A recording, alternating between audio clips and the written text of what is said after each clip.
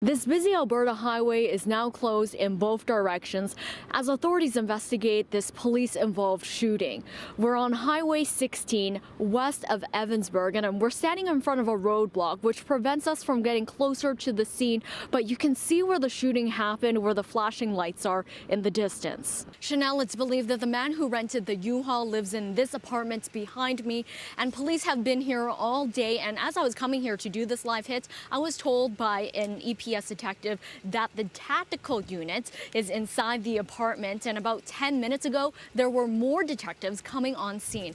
And as you can see, it is quite windy out here, and it's been like this all afternoon. Police say this wind is hurting their investigation because it's making it very difficult for them to secure the scene and collect evidence. The Tom Thompson painting was about 18 centimeters by 25 centimeters, so really smaller than this piece of paper. Gardner says she was stunned to find out a painting so small could be worth so much. Mounties reminding people the cost of speeding. A ticket starts at $78, jumping to $474. The situation doesn't appear to be improving. Officials say yesterday cars would be able to drive on this road, but today it's turned into a waiting pool.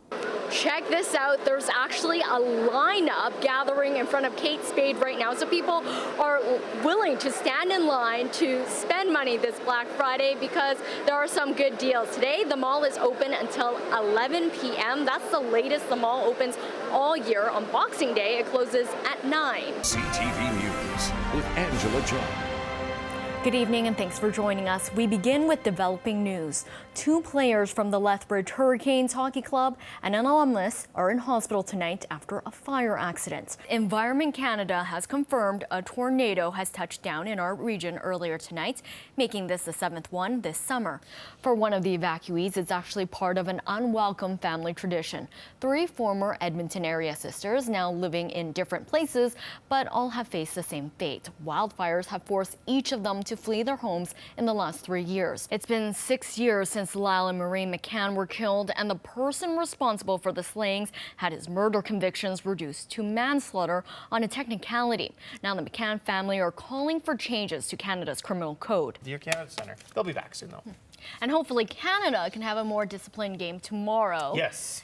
Got to stay out of the penalty box. Oh, yes, definitely. Okay, well, stay with us. We'll be right back. CTV's Angela Jung reports. This is one of a few precious photos the family has of Ki-Yun Jo. As the sole breadwinner, the 54-year-old father spent most of his time at work. Our family just lost everything.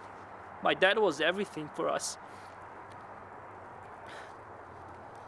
I don't even know what we're gonna do. Joe was killed Friday while trying to stop a driver from leaving without paying at his gas station in Thorsby, an hour from Edmonton. 2 years ago, after a 35-year-old mother in Calgary was killed by a runaway driver, the province began looking into how to make it safer for gas station attendants. But so far, nothing has been done. Every worker should be able to come home safely at the end of the day. My heart is broken that this has happened, and we will be taking action to prevent it in the future. The Alberta Federation of Labour has been pushing for prepay rules like in BC and is frustrated by the inaction. The time is long past for our government to learn the lessons that are on clear display from British Columbia. It's time for them to take action, to stop talking. Oil giant Husky Energy didn't wait. Last month, it became the first gas station chain to introduce a prepay policy across Alberta. This after an Edmonton attendant died following a fight with a customer in 2015.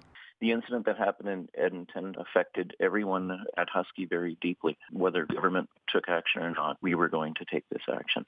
The Alberta government promises unspecified measures sometime this fall. I'm really hoping they apply it as soon as possible so this doesn't happen to anybody else. To spare them from the pain when a driver refuses to pay.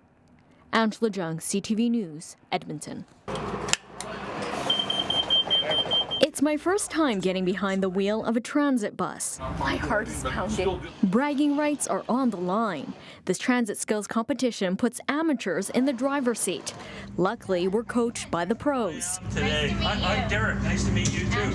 Good luck, Angela. Thank you. This is very easy to drive. Well, so far. Derek's right. Maneuvering this 40 feet long bus is tough. Slow down, slow down. Hard right, hard right. Oh, okay. Slow down though. You gotta slow it down. That's the way.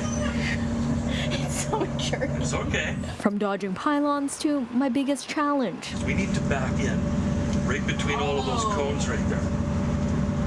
Yeah. I'm backing in. To my surprise, I have a knack for driving backwards. That was not bad at all. My moment of triumph, short-lived. Get her moving.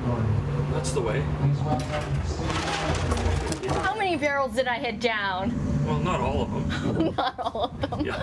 Bus drivers take more than a month's worth of training before they hit the streets. They make doing this look easy. It gives you a whole new appreciation for the task of maneuvering a bus through the city. I'm ready to take passengers now. Hold that thought. I earned 180 points out of 300. And not to honk my own, I earned the highest score in the media category. Is there a trophy? We can make one. While I wait for my prize, I know I wouldn't have gone this far without Derek. All right, well, thanks very much. Well, you're very welcome. It's good working with you. Angela Jung, CTV News, Edmonton.